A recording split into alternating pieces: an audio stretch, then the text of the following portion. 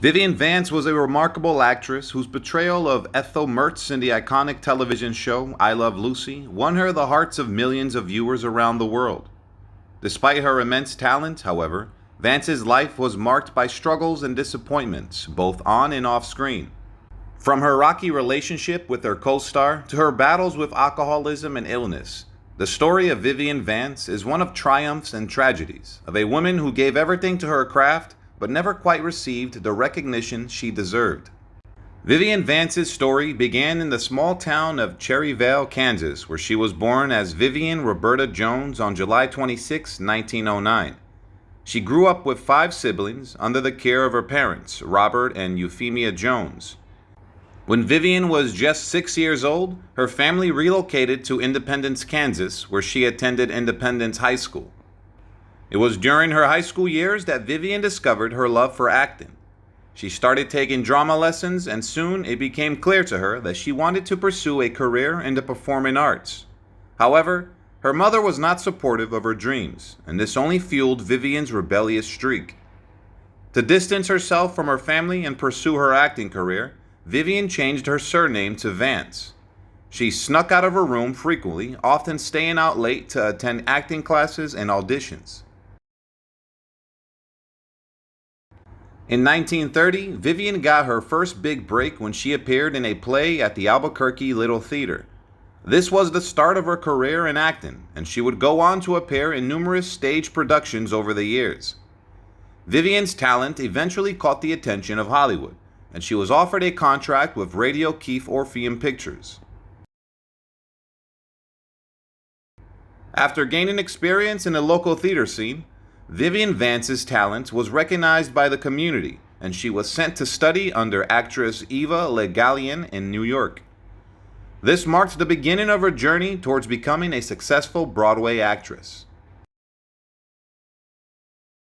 Vivian's career in Broadway started in 1932 with various shows, initially performing as a chorus member before eventually landing a supporting role in the 1937 musical Hooray for What? However, it wasn't until her appearance in Cole Porter's musical Let's Face It in 1941 that Vivian truly shone on stage. In Let's Face It, Vivian played the role of Nancy Collister, and her performance was highly praised by critics and audiences alike. The musical's success paved the way for Vivian to take on more prominent roles in the years to come. In 1947, Vivian Vance made the decision to move to California, hoping to expand her career opportunities beyond the stage. It wasn't long before she made her film debut in 1950, starring as a chambermaid named Leah in the movie The Secret Fury. The following year, Vivian played the role of Alicia in The Blue Veil.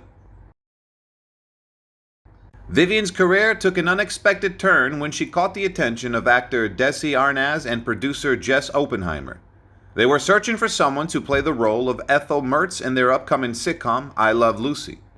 Despite being older and less conventionally attractive than the character was written, Vivian's talent and charm convinced Desi to cast her for the role. I Love Lucy premiered on American television in 1951 and became an instant hit with audiences.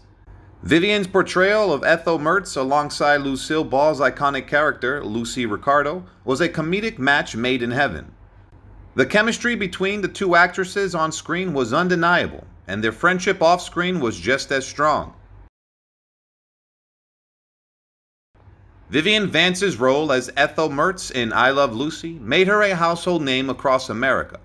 The show ran for 7 successful years, and even after it ended, Vivian continued to play Ethel in many special features and television shows. In 1954, Vivian reprised her role as Ethel Mertz in Texaco Star Theater. She also appeared as Ethel in the Lucy Desi Comedy Hour from 1957 to 1960. When Lucille Ball made a comeback with the series The Lucy Show in 1960, Vivian was initially unwilling to be a part of the show. However, she eventually agreed to star alongside her friend Lucille. By this time, Vivian had grown tired of people constantly addressing her as Ethel. She requested that the makers of the show change the name of her character from Ethel to Vivian. Despite this change, many fans continued to refer to her as Ethel for years to come. Once I Love Lucy ended, Vivian Vance's acting career took a hit, and she was struggling to find work as a film actress. However, in 1965, she was offered a role in the film The Great Race. Though the movie received several Academy Award nominations, it didn't do much to boost Vivian's career. Vivian continued to appear in several television shows, making guest appearances in the sitcom Here's Lucy from 1968 to 1972. She also made appearances in other popular shows such as The Red Skelton Show, Guestward Ho!, Off to See the Wizard, and Rhoda.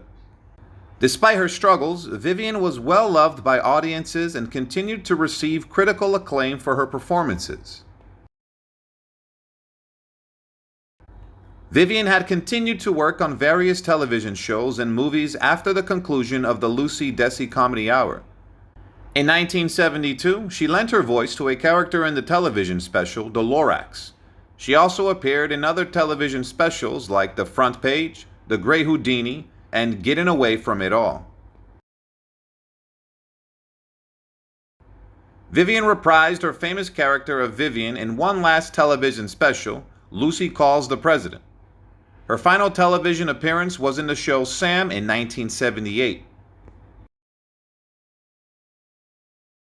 In her personal life, Vivian had multiple marriages. Her first marriage was to Joseph Danek Jr. in 1928, which ended in divorce after 3 years. In 1933, she got married to George Koch, but their marriage ended in 1940. Vivian's third marriage was with Philip Ober, which lasted from 1941 to 1959. Once a talented and acclaimed actress, Vivian Vance had a career in Hollywood that spanned several decades. In 1961, she married John Dodds, a publisher, and settled with him in Connecticut.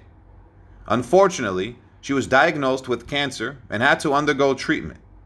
In 1974, she and her husband moved to California. Tragically, in 1977, Vivian suffered a stroke that left her partially paralyzed. Her health continued to decline, and she struggled with various illnesses in her final years. Finally, on August 17, 1979, at the age of 70, Vivian Vance passed away. Although she is no longer with us, her legacy lives on in the numerous films, television shows, and specials in which she appeared, as well as the many hearts she touched throughout her life. Rest in peace, and goodbye, Vivian Vance.